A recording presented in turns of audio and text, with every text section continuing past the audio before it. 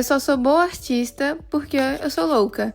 Oi gente, tudo bem? Me chamo Julieta, seja bem-vindo para mais um vídeo. E no vídeo de hoje é mais um Pinta e Fala e vamos falar um pouco sobre loucuras no meio dos artistas. Vou falar primeiro sobre Van Gogh. Mas antes, nesse vídeo eu vou falar sobre uns 4 artistas que são bem conhecidos. E também eu vou dar minha opinião, né? Porque eu também sou uma artista, também não bato muito bem da cabeça. Então agora sim, bora pro vídeo. E o primeiro é o meu favorito e o que, assim que eu penso em loucura e arte, é o que vem em minha mente e também na mente de várias outras pessoas, que é o Vincent Van Gogh. Caraca, cara, Van Gogh. Eu fico até feliz de falar dele, dá pra até ver que meu tom até mudou por conta que eu amo as pinturas dele, eu amo a história dele. Ele foi um artista que não foi compreendido, né, na sua época, assim também como muitos outros artistas que eram taxados como loucos e malucos. Vincent, quando era vivo, sofria de surtos psicóticos, ele era depressivo, também falam que ele tinha transtorno de bipolaridade. Ele, uma vez, em um desses surtos, né, quando ele brigou com seu melhor amigo, ele cortou a própria orelha e queria entregar essa orelha pra ele como forma de desculpa. Fora que também ele foi internado várias vezes. Ele também não se sentia incluso no meio da sociedade, ele se sentia diferente dos outros. Em uma carta pro irmão dele, né, o Theo, ele falou assim: "Às vezes me sinto tão distante de tudo, penso que não pertenço a lugar nenhum, que não pertenço a esse mundo." Vincent Van Gogh, escrito para Theo. Caramba, olha o peso dessa frase. Dá pra ver que ele realmente se sentia deslocado. E mesmo em todos os surtos dele, ele não parava de pintar. E pelo contrário, era nesses surtos que ele pintava ainda mais e produzia tudo muito rápido. Uma de suas obras mais conhecidas, que é A Noite Estrelada, foi pintada quando ele estava internado.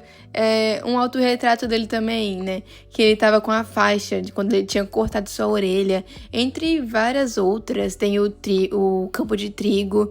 Gente, tem muitas pinturas que o cara não estava bem e estava pintando. E são obras maravilhosas, que nasceram a partir da dor dele, dos surtos que ele teve.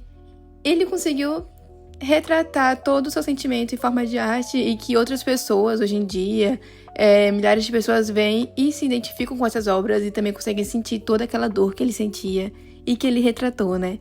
E isso é muito doido, por conta que eu sempre fico pensando, se ele não fosse daquele jeito, pirado, e não tivesse todos os seus problemas, ele não teria, com certeza, não teria produzido tudo que ele produziu, por conta que, gente, Van Gogh produziu muitas obras e talvez não teria criado todas essas grandes famosas que surgiram a partir de seus surtos, não existiriam.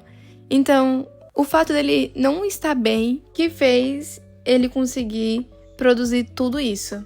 Eu poderia ficar horas falando sobre o Van Gogh, sobre as pinturas dele, sobre ele, mas esse não é o objetivo do vídeo, né? Mas, pra quem gosta do Van Gogh e quer saber mais um pouco sobre a vida dele e gosta de filmes, tem um filme muito bom que é No Portal da Eternidade. Eu assisti recentemente e é uma biografia do Van Gogh. Cara, o filme é muito bom, é muito lindo. Todo o cenário mostra como que foi um pouco da vida dele. Então, eu recomendo, pra quem quer ver um pouco mais da história do Van Gogh, assistam o filme No Portal da Eternidade.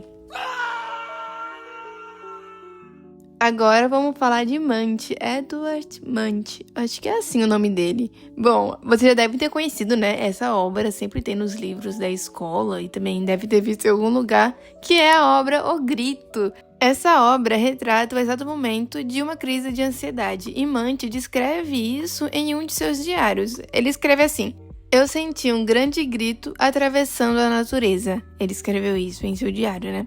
"E o céu vermelho e as linhas onduladas refletem a distorção da percepção, que isso é bem comum em crises de pânico." Munch, ele acreditava que o amor era sempre acompanhado de dor, culpa, ciúmes e destruição. Ele mesmo teve relações extremamente conturbadas. Nossa, minha dicção tá horrível. Tô tendo que gravar e regravar várias vezes. Mas aí tem uma obra que o nome é Ciúmes. Tem várias versões dela, se não me engano. Vou deixar aparecendo aqui na tela.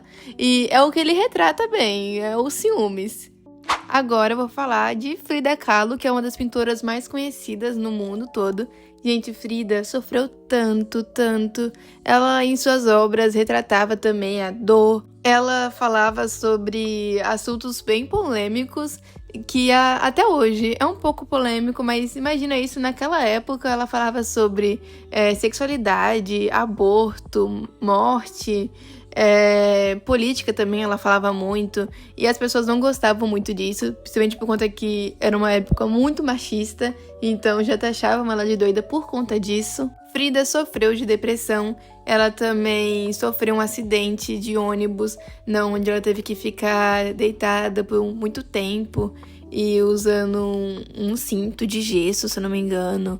Aí, enquanto ela tava desse jeito, né, debilitada, ela pintou vários autorretratos, que são autorretratos bem tristes, dá pra ver, sentir uma angústia, né? Fora que Frida também sofreu aborto, e isso deixou ela muito mal, traições também, e muitas outras coisas. E ela retratava tudo isso em suas obras, então tinha muito sangue, algumas violências, e... eu amo as obras dela, gente. Realmente dá pra ver tudo que aquela mulher tava sentindo. Frida também se sentia solitária e se sentia estranha. Ela já falou assim uma vez: eu costumava pensar que era a pessoa mais estranha do mundo, mas depois pensei, deve haver alguém tão estranho quanto eu, que se sinta bizarro e imperfeito, da mesma forma que eu. Como? Me digam como! Como? Pra vocês verem, o negócio era doido. E... tá bom, né? Vou falar só de 3 artistas, gente. Eu ia falar mais de um, que é sobre o... Qual é o nome dele? Meu Deus, o que tinha aquele bigode. Salvador Dalí? Acho que era Salvador Dalí que eu ia falar, mas deixa tá lá. Depois eu falo dele, qualquer coisa em outro vídeo. Mas ele também era meio doido. Muito doido, na verdade. Então, sim, gente. Eu acho que pra ser artista, você não vai ser 100% bem da cabeça. Você vai ter que ter algum problema e ser um pouco louco. Por conta que, olha, minha experiência, eu nunca conheci um artista que era bem 100% da cabeça. E olha que eu já conversei com muitos artistas vêm conversar comigo, e eu nunca vi nenhum que era realmente 100% bem. Sempre tinha alguma coisinha ali. E eu tô dentro disso. E eu acredito que eu só sou realmente boa no que eu faço porque eu não sou bem da cabeça. Maior parte das minhas obras que eu crio, né, que eu criei, pinturas, desenhos, só vieram ao mundo por conta que eu não tava me sentindo bem. E eu retrato o que eu tô sentindo. Em uma das minhas sessões de terapia, foi o assunto, né? Que era o que eu sentia e o que significava minhas pinturas. E eu pinto exatamente o que eu sinto, ou como eu vejo o mundo.